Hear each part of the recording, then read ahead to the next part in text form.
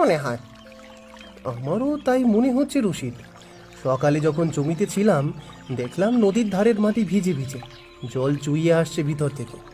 বাঁধটাও তো পুরনো, কতদিন ধরে মেরামতি হয়নি। বাঁধের গায়ে ইঁদুরে গর্ত করছে, সেই দিক দিয়ে জল ঢুকছে। বাঁধ মেরামত করবে কে? যারা টাকা মারে তারাই তো পঞ্চায়েতে বসে আছে। আমাদের মতো গরিবের কথা কেউ শোনে? মহাজনের গোলা ঘরের চিন্তা সবার আছে, কিন্তু আমাদের কুঁড়ে ঘর ভাসলে কারো কিছু যায় আসে না। এটাই তো বাস্তবতা কালু ভাই। সত্যি কথাই বলেছ।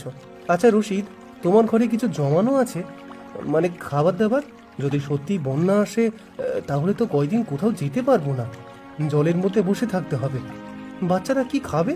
আমি তো ভাবছি কাল থেকে একটু একটু করে শুকনো খাবার জন্য, কিন্তু টাকা কোথায়?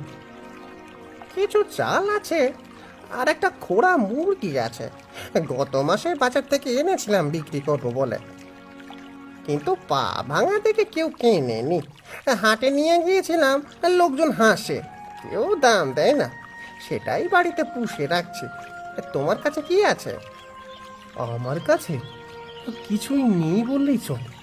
অল্প কিছু চিড়া আছে, আর ফুলি কিছু শুকনো মরিচ রেখেছে, আর একটু নুন, ব্যাস এইটুকুই। মুরগিটা তোমার কাছে আছে ভালো, যদি সত্যিই খারাপ কিছু হয় ওটাই সম্বল হবে হয়তো। কালু ভাই, মনটা কেমন করছে। আজকে জমিতে কাজ করতে করতে বারবার নদীর দিকে তাকাচ্ছি।